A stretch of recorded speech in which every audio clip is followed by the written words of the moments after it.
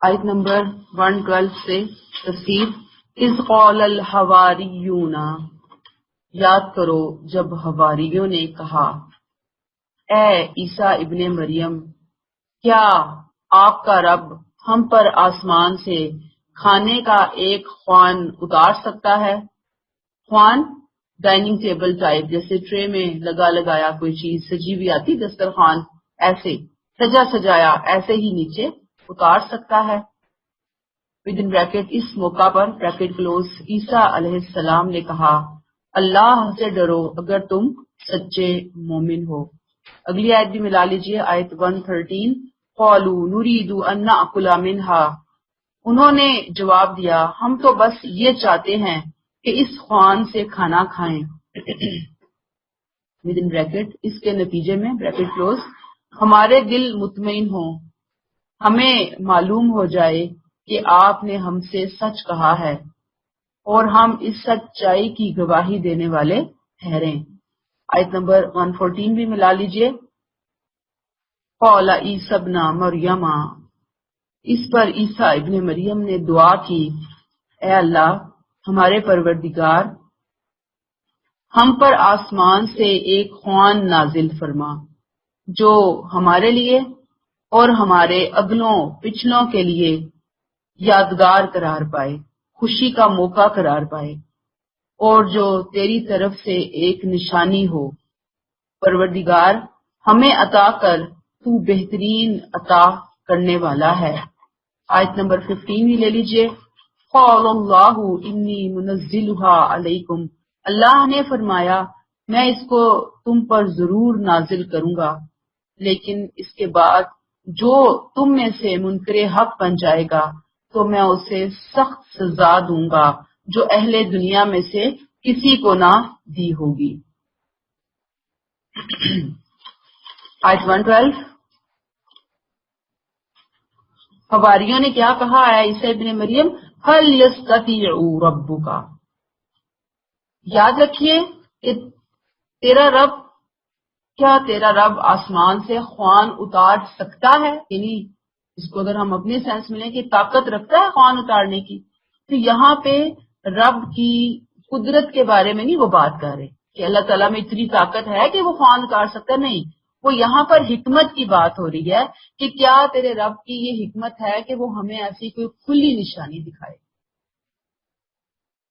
جیسے آپ کہتے ہیں نا کہ تم یہ کام کرو، اور ایک آپ یہ کہتے ہیں دوسرے کو کہ کیا آپ نہیں، وہ اس میں کہتے ہیں کہ کیا آپ مجھے یہ فیور دے سکتے ہیں، بالکل یہ سٹائل ہے، یعنی کہ لٹرلی میننگ جو ہے نا استطاعت کا وہ یہاں پہ نہیں آ رہا، طاقت کے سینس میں نہیں آ رہا، ٹھیک ہے، قدرت کی سینس میں نہیں آ رہا، وہ تو کلیئر تھی، کیونکہ حواری جو تھے نا وہ ایمان والے لوگ تھے، اللہ کو مانتے تھے، جانتے تھے وہ اللہ تعالیٰ کو، اس حقیقت سے واقف تھے، اس بات سے بھی واقف تھے، یہ والے جو حواری تھے نا، یہ وہ گروپ ہے حواریوں کا جو کہ اس بنی اسرائیل کی پوری ہسٹری سے واقف ہے۔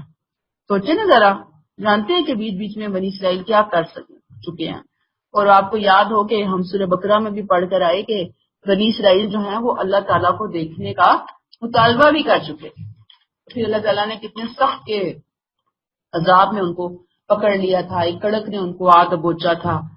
تو اب آپ دیکھ لیجئے کہ وہ ایز سچ ایک نشانی مانگ رہے ہیں، معجزہ مانگ رہے ہیں اللہ تعالیٰ سے، کہتے ہیں کوئی حقیقت کی شکل میں کوئی چیز آئے ہمارے سامنے۔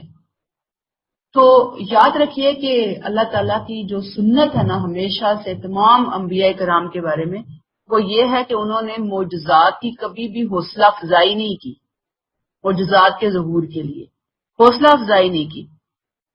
اسی لیے اس کی وجہ کیا ہے کہ جب کوئی معجزہ آ جاتا ہے نا، اس کے بعد جب پھر قوم انکار کرتی ہے تو پھر اس کو پکڑ سے کوئی نہیں بچا سکتا۔ اس لیے معجزات تو بالکل سمجھیں کہ ایسے ٹائم کے لیے اللہ تعالیٰ نے رکھے ہوتے ہیں کہ جب قوم کے اوپر اتمام حجت ہونا ہوتا ہے تو پھر معجزات دکھا کر اس قوم کا معاملہ جو ہے وہ آر یا پار کر دیا جاتا ہے۔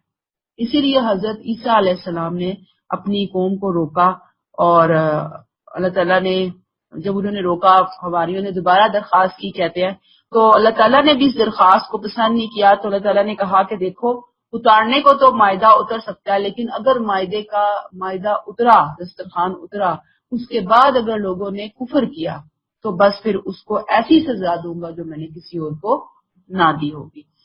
معلوم یہ ہوتا ہے یعنی کہ جو انجیل وغیرہ ہمارے پاس تو وہی ایک سورس ہے، اور اس کے علاوہ آپ صلی اللہ علیہ وسلم کی روایات ہیں یا قرآن ہے، کہیں سے کوئی ایسی روایت نہیں ملتی کہ پھر کوئی ایسا معاہدہ آسمان سے اتارا گیا تھا. یہ کوئی معاہدہ نہیں اترا تھا، اور زیادہ کریم یہی بات ہے کہ وہ اپنی اس درخواست سے یا دعا سے یا خواہش سے باز آ گئے تھے، رک گئے تھے. ٹھیک ہے نا؟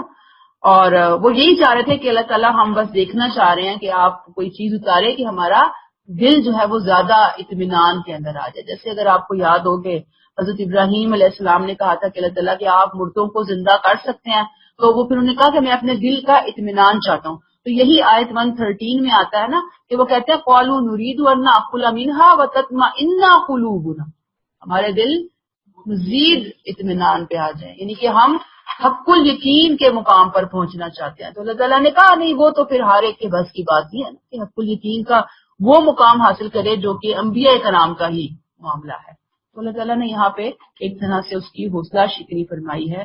آیت نمبر 113 14 میں دیکھیں اور 115 میں وہ اب کیا کہتے ہیں 114 میں کہ اس پر عیسیٰ ابن مریم نے دعا کی کہ اللہ تعالیٰ آسمان سے خوان نازل کر جو ایک خوشی کا موقع قرار پائے، تیری طرف سے ایک نشانی ہو. اللہ تعالیٰ تو بہترین عطا کرنے والا ہے، رزق دینے والا ہے. لیکن اللہ تعالیٰ نے پھر کیا کہا کہ میں ضرور نازل کروں گا، لیکن اس کے بعد اگر کسی نے انکار کیا تو میں ایسی سزا دوں گا جو اہل دنیا میں سے کسی اور کو نہ دی ہوگی. کلیئر ہو گئی آیات، اسی لیے میں نے اس کو سارے کو سما کر دیا تھا. ٹھیک ہے، آیت 116 پہ آ جائیے. وَإِذْ قَالَ اللَّهُ يَا عِيسَى ابْنَ مَرْيَمَ، اور یاد کرو جب یہ باتیں یاد دلا کر اللہ پوچھے گا مریم کے بیٹے عیسیٰ، کیا تم نے لوگوں سے کہا تھا کہ اللہ کے سوا مجھے اور میری والدہ کو بھی معبود بناؤ؟ اب میں نے آپ کو کل کی آیات میں کلیئر کیا تھا کہ عیسیٰ علیہ السلام ہوں گے، ان کی پوری امت ہوگی، اور پھر عیسیٰ علیہ السلام سے کوشچن آنسر ہو رہے ہوں گے. وجہ کیا ہے کہ جن سے یہ باتیں منسوب ہیں وہ خود آ کر بتائیں کہ یہ باتیں میں نے نہیں کہی تھی. ٹھیک ہے نا؟ تو اب یہاں پر اللہ تعالیٰ اتمام حجت کے لیے پوچھیں گے. ظاہر بات ہے عیسیٰ علیہ السلام نے تو نہیں کی نا یہ ساری باتیں، لیکن بات یہ ہے کہ ان کی امت کو اس وقت سنایا جا رہا ہے. تم نے یہ باتیں کہی تھی لوگوں سے کیا کہ اللہ کے سوا مجھے اور میری والدہ کو بھی معبود بنا لو. وہ عرض کرے گا اے اللہ تو پاک ہے، میرے لیے یہ کیسے روا تھا کہ میں وہ بات کہوں جس کا مجھے کوئی حق نہیں ہے. اگر میں نے ایسی بات کہی ہوتی تو یقیناً تجھے علم ہوتا، اس لیے کہ جو کچھ میرے دل میں ہے وہ آپ جانتے ہیں، لیکن جو آپ کی جو سوچ ہے وہ میں نہیں جانتا، آپ کے نفس میں جو ہے وہ میں نہیں جانتا. تمام چھپی ہوئی باتوں کے جاننے والے تو آپ ہی ہیں. یہ ہے عیسائیوں کی اصل گمراہی کے حوالے سے وہ سوال ہے کہ یہ سوال کیا سوال ہے کہ آپ نے یہ تعلیم دی تھی اپنے فالوورز کو کہ مجھے اللہ بنا لو یا میری ماں کو اللہ بنا لو. بھرے مجمع میں یہ سوال ہوگا، اور مقصود کیا ہے؟ ان نصارہ کی ذلت اور رسوائی کا ثبوت دینا اسے بالکل آخری دن، آخری ٹائم پہ. اور یہاں حضرت مسیح علیہ السلام کے جواب دینے کا انداز دیکھیں، ادب دیکھیں. سبحانک، اے اللہ تو پاک ہے. کتنا خوبصورت انداز ہے. کس بات سے پاک ہے؟ کہ ایسی کوئی بات جو تیری شان کے خلاف ہے. کہ کسی کو معبود قرار دینا تو بہت بڑی بات ہے، تو ہر چھوٹے سے چھوٹی بات سے بھی پاک ہے. تیرے لیے زیبا نہیں ہے. ما یکون لی ان اقول ما لیس لی بحق، جس چیز کا مجھے حق نہیں میں وہ بات کیسے اپنی زبان سے کہہ سکتا ہوں؟ سوال ہی پیدا نہیں ہوتا اللہ تعالیٰ. ان کنت قلتہ فقد علمتہ، اگر میں نے ایسا کچھ کہا ہوتا تیرے علم میں لازمی ہوتا، کیونکہ تو علم رکھنے والا ہے. تعلم ما فی نفسی، دل کا حال صرف اللہ کو پتا ہوتا ہے. تعلم ما فی نفسی، میرے دل میں جو ہے تو جانتا ہے. تیرے نفس میں کیا ہے ہم نہیں جانتے، ہم اللہ کو نہیں جان سکتے، لیکن اللہ نے چونکہ ہمارا کریٹر ہے وہ ہمیں اندر سے باہر ایسے جانتا ہے جیسے ہم خود کو باہر سے دیکھ رہے ہوتے ہیں، وہ ہمیں اندر سے بھی دیکھ رہا ہوتا ہے. انکا انت علام الغیوب، بے شک تو چھپی ہوئی باتوں کا جاننے والا بھی ہے. یہ بات سمجھ میں آئی آپ کو؟ یہاں سے ایک چیز جو چھوٹی سی ہمارے لیے ایک لیسن ہے وہ یہ کہ ہم لوگوں کے رویوں کے بارے میں بڑے ججمنٹل ہو جاتے ہیں نا. فلاں بڑا متقی ہے، فلاں بڑا برا ہے، فلاں یہ ہے، فلاں وہ ہے، ایسے ہم کمنٹس پاس کر رہے ہوتے ہیں نا. فلاں اللہ سے محبت کرنے والا ہے، فلاں کا بڑا ایمان کا لیول ہے، فلاں کا نہیں ہے.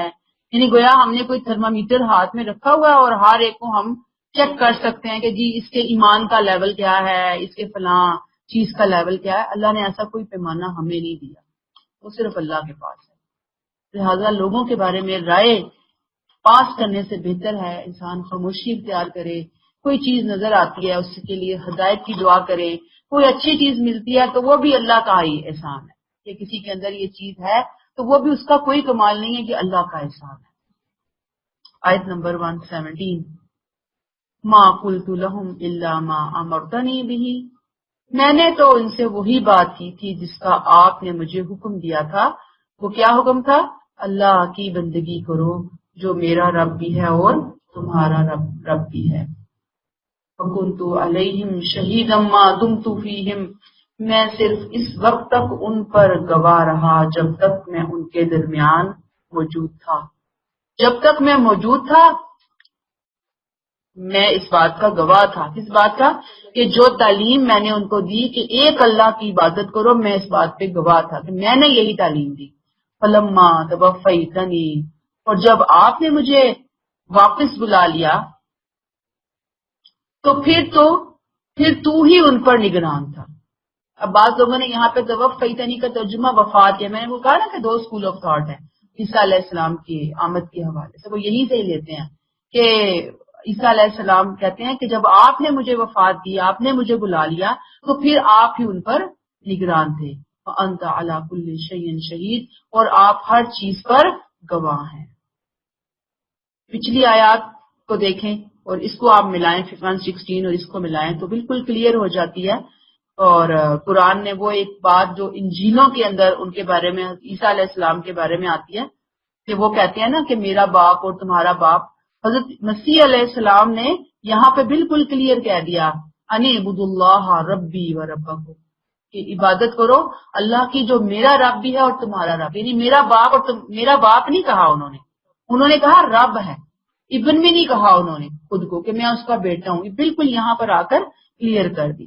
یاد رکھیے کہ باپ اور بیٹا کا جو لفظ ہے نا وہ اصل میں جو ہے نا اب اور ابن یہ آتے ہیں رب اور بندے کے معنوں میں. ٹھیک ہے، تو اس کو ڈکشنری میننگ سے اٹھا کر معنی کو کچھ سے کچھ بنا دیا گیا. باپ اور بیٹا اس کے معنی کر دیے کہ کہاں سے اٹھایا یہ میننگ؟ ڈکشنری سے اٹھایا. دین کی اصطلاح نہیں رہی کبھی بھی، اور اس کے ترجمے سے پھر انہوں نے آگے ایک پورا عقیدہ گھڑ لیا. تو اب یہاں پر آپ دیکھ لیجئے وہ کہتے ہیں کہ میں نے نہیں کہا تھا، میں نے تو صرف یہ کہا تھا کہ اللہ میرا رب بھی ہے اور تمہارا رب بھی ہے. وَكُنْتُ عَلَيْهِمْ شَهِيدًا، اور میں ان کے درمیان جب تک موجود رہا میں ان کو دیکھتا رہا کہ وہ کیا کر رہے ہیں، کس طرف جا رہے ہیں، کس عقیدے کے اوپر ہیں، کیا بنا رہے ہیں، کیا بنا کر بگاڑ رہے ہیں. اور پھر فَلَمَّا تَوَفَّيْتَنِي، پھر جب تو نے مجھے اٹھا لیا، كُنْتَ أَنْتَ الرَّقِيبُ عَلَيْهِمْ، تو پھر تو ان کے اوپر نگران تھا. اب آپ دیکھ لیجئے کہ گویا میں نے آپ کو بتایا نا کہ یہ جو عیسائیوں کا عقیدہ تثلیث ہے، ٹرینٹی، یاد ہے نا آپ کو، پیچھے ہم بہت ڈیٹیل میں پڑھ کر آئے اس کے حوالے سے. جی سلاس، اس کے بارے میں یہ جو عقیدہ گھڑا ہے یہ 200 یا 300 سال کے بعد جب پال آیا ہے نا، سینٹ پال، اس نے یہ عقیدہ گھڑ کے ایڈ کیا. حضرت عیسیٰ علیہ السلام کی زندگی تک یہ چیزیں ان کے ہاں موجود نہیں تھی، نہ حضرت مریم کے بارے میں، نہ ان کے اپنے بارے میں. میں نے کہا 200-300 سال تک یہ چیز بالکل کلیئر چلتی رہی، بعد میں اس نے یہ مشرکانہ عقیدے جو ہیں وہ اس کے اندر ایڈ کیے. ٹھیک ہے، تو وہ کہتے ہیں مجھے نہیں پتا کہ انہوں نے میرے جانے کے بعد کیا کیا. انت علی کل شیء شہید، تو ہی ہر چیز کا گواہ ہے. اصل میں یہی وہ آیات ہیں جہاں سے یہ جو ہمارا دوسرا اسکول آف تھاٹ کہتا ہے نا کہ عیسیٰ علیہ السلام دوبارہ دنیا میں تشریف نہیں لائیں گے قیامت سے پہلے. اس کی وجہ یہ آیات ہیں کہ اگر وہ دنیا میں آتے تو دیکھتے کہ ان کے فالوورز کہاں پہنچے ہوئے ہیں شرک کے مقام کے اوپر.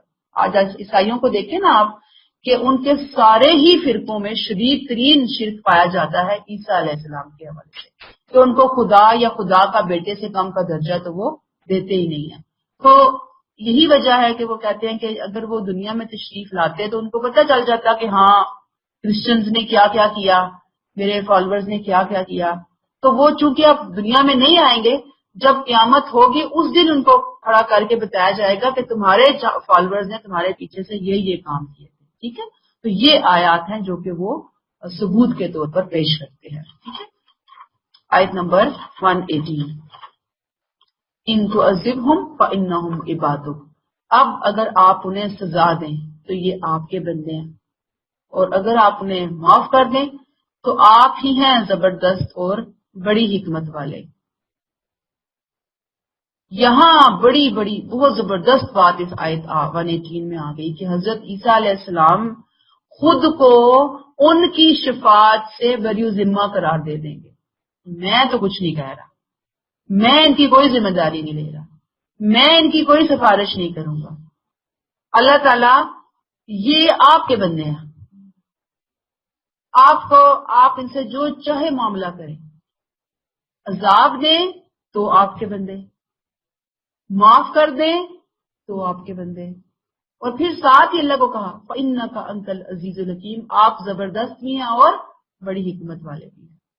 اسلوب ایسا اختیار کیا ہے کہ جیسے اللہ کے دربار کے ان کی شان کے مطابق ہے، اور ساتھ ہی یہ بھی بتا دی کہ ایسے مشرکین کے حوالے سے، ان کی سفارش کے حوالے سے ان کے اوپر کوئی ذمہ داری بھی عائد نہ ہو. اللہ کریں جو فیصلہ انہوں نے کرنا ہے، میں کیوں آؤں اس معاملے میں، اللہ کے بندے ہیں، جیسے مرضی فیصلہ کریں. میں نے تو ایسی کوئی بات کی ہی نہیں، میں نے تو ایسی کوئی تعلیم دی ہی نہیں ان کو. گویا شرک سے بری ذمہ قرار دیں گے وہ خود کو. آیت 119، قال اللہ ھذا یوم ینفع الصادقین صدقہم. اس دن اللہ فرمائے گا یہ وہ دن ہے جس میں سچوں کو ان کی سچائی کام دے گی. ان کے لیے باغ ہوں گے جن کے نیچے نہریں بہ رہی ہوں گی، جہاں وہ ہمیشہ رہیں گے. اللہ ان سے راضی ہوا، وہ اللہ سے راضی ہوئے، یہی بڑی کامیابی ہے. آیت 120، للہ ملک السماوات والارض، زمین اور آسمان اور اس کے اندر تمام موجودات کی بادشاہی اللہ ہی کے لیے ہے، اور وہ ہر چیز پر قدرت رکھتا ہے. اللہ کیا کہیں گے، یہ ہے وہ دن یوم ینفع الصادقین صدقہم، سچوں کو ان کی سچائی آج کے دن فائدہ دے گی. صدق کیا ہے؟ بڑی ہی امپورٹنٹ بات ہے، یہ بڑا ہی امپورٹنٹ وصف ہے، کوالٹی ہے، صفت ہے جو اللہ اپنے پیاروں کے اندر دیکھنا چاہتے ہیں. اللہ تعالیٰ کہتے ہیں ینفع الصادقین صدقہم، اس دن سچوں کو ان کی سچائیاں فائدہ دیں گی، جھوٹوں کو تو کچھ بھی کام نہیں آنے والا. صدق ارادہ، قول اور فعل کی مطابقت، ارادہ، قول اور فعل میں مطابقت کا نام صدق ہے. یعنی انسان سوچے بھی صحیح، بولے تو صحیح ارادے کے ساتھ، صحیح ارادے کے ساتھ، سچائی حق کے مطابق، بولنے میں قول و فعل میں کوئی تضاد نہ ہو، اور پھر عمل اپنے ارادے اور اپنے قول کے مطابق ہو کہ اس میں منافقت نہ ہو۔ گویا دو کردار سامنے آئے، ایک سچا اور ایک جھوٹا، ایک اخلاص والا اور دوسرا منافق نفاق والا۔ اب یہاں پہ کیا کہا جا رہا ہے کہ اس دن سچوں کو ان کی سچائی فائدہ دے گی۔ گویا یہاں جتنے بھی لوگ ہیں اس دن وہ جو اپنے ہر قول و قرار میں، عہد میں، کمٹمنٹس میں سچے رہے، راست باز ہوئے، اس میں کوئی تبدیلی نہیں کی، دنیا کے نشیب و فراز میں، دنیا کی سختیوں میں، دنیا کی آسانیوں میں، ہر حال میں وہ اپنے آپ کو جما کر چلے سچائی کے راستے کے اوپر، ان کو وہ دن فائدہ دے گا، اس دن ان کو فائدہ ہوگا، اس دن وہ کامیاب ہوں گے۔ اللہ نے کیا کہا؟ سچوں کو ان کی سچائی نفع دے گی۔ اللہ ہمیں ایسے صدیقین میں شامل فرمائے کہ جو ہم سوچتے ہیں وہ ہم بولیں، اور جو ہم بولتے ہیں وہ ہمارے عمل کا حصہ بنے۔ اور دینی لوگوں کی ایک بہت ہی بڑی بری بات ہے کہ عموماً جو رویے ہمارے سامنے آتے ہیں وہ یہی ہوتا ہے کہ عمل اور قول میں کوئی سملیرٹی اور ریزیمبلنس نہیں ہوتی، بالکل اپوزٹ ہوتے ہیں دونوں۔ تو اللہ تعالیٰ قول اور فعل کے تضاد سے بچا کر سچوں میں شامل فرمائے۔ لہم جنات تجری من تحتها الانہار خالدین فیہا ابدا، کام آئے گی سچائی اور ان کے لیے باغ ہوں گے جن کے نیچے نہریں بہ رہی ہوں گی، اور وہاں وہ ہمیشہ رہیں گے۔ کتنا خوبصورت نام، کتنا خوبصورت بدلہ۔ رضی اللہ عنہم ورضوا عنہ، اللہ ان سے راضی اور وہ اللہ سے راضی۔ یعنی اب آپ سوچ لیجئے کہ اصل میں یہاں تو بات آ رہی ہے حضرت عیسیٰ علیہ السلام کے پیروکاروں کے حوالے سے نا، اللہ تعالیٰ ان کو کھڑا کر کے کہہ رہے ہیں کہ وہ لوگ جو اپنی کمٹمنٹس پہ صحیح رہے، جمے رہے، عیسیٰ علیہ السلام کو مانا، اللہ کو ایک سمجھا، ان کے ساتھ شرک نہ کیا، اس کے اوپر وہ اپنی زندگی کے آخری سانس تک قائم رہے، اپنی استطاعت کی حد تک انہوں نے اس بات کے اوپر عمل کیا، ایسے لوگوں کے لیے باغات ہیں، ایسے لوگوں کے لیے دوام ہے، ایسے لوگوں سے اللہ راضی ہے اور وہ پھر اللہ سے راضی ہے۔ لیکن جنہوں نے جانتے بوجھتے قدعتی کی ہے، ظاہری بات ہے، انڈرسٹوڈ ہے، یہاں پہ لکھا نہیں ہے، لیکن ظاہری بات ہے جنہوں نے بار بار کی تنبیہات کے باوجود اپنے آپ کو روکا نہیں، ٹوکا نہیں، اپنی اصلاح نہیں کی، اپنی فکر نہیں کی، اپنے کسی عمل کی فکر نہیں کی، اللہ تعالیٰ نے کہا کہ بس ظاہری بات ہے کہ ان کے لیے پھر ایسی کوئی خوشخبری موجود نہیں ہے۔ اور یہاں دیکھ لیجئے ذالک الفوز العظیم، یہی بہت بڑی کامیابی ہے۔ گویا اصل کامیابی کیا ہے؟ اصل کامیابی کیا ہے؟ آپ ذرا بولیں جلدی سے، اصل کامیابی کیا ہے؟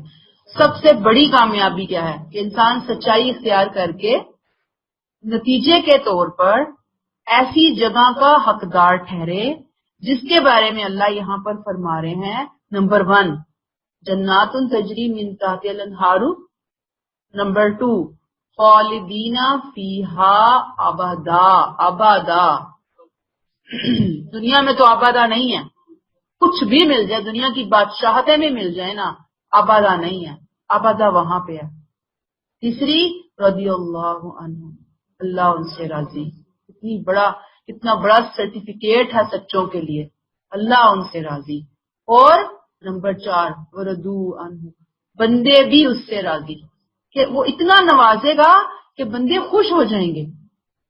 اور نمبر 5 اللہ نے اس سب کو اوورآل سمو دیا، خلاصہ بیان کر دیا، ذالک الفوز العظیم، یہ ہے عظیم کامیابی، یہ ہے بڑی کامیابی۔ اللہ تعالیٰ توفیق عطا فرمائیں کہ ایسی کامیابیاں، کامرانیاں ہمیں بھی شامل فرمائیں اس دن کہ ہم سچوں میں شامل ہوں اور کامیاب لوگوں میں شمار کیے جائیں۔ یاد رکھیے کہ اس دن بد عہد لوگ، خیانت کرنے والے لوگ، منافق لوگ، جھوٹی آرزوؤں میں زندگی گزارنے والے لوگ سب سے زیادہ ناکام اور نامراد ہوں گے، حسرت اور نامراد ہوں گے، اور جنہوں نے کیا ان کو بہت کچھ ملے گا، ہر چیز ملے گی۔ پھر اللہ تعالیٰ فرماتے ہیں للہ، آیت 120، ملک السماوات والارض، کیوں؟ اس لیے کہ آسمان اور زمین کی تمام موجودات کی بادشاہی اللہ کے لیے ہے، وہ ہر چیز پر قدرت رکھتا ہے، جب وہ قدرت رکھتا ہے تو وہ اپنے بندوں کو نواز بھی دے گا، اور وہ دے گا، اور کتنا دے گا کہ انسان سوچ نہیں سکتا، اس کی سوچوں سے بھی بڑھ کر اس کو ملے گا۔ تو آج کا تھیم، اس آیت کا خلاصہ کہ اللہ ہمیں سچوں میں شامل کرنا ہے، اور ظاہر بات ہے کہ اس کے لیے بہت دعاؤں کی ضرورت ہے، محنت کی ضرورت ہے، کوشش کی ضرورت ہے، صرف خواہشات اور آرزوؤں سے انسان سچوں میں شامل نہیں ہو سکتا۔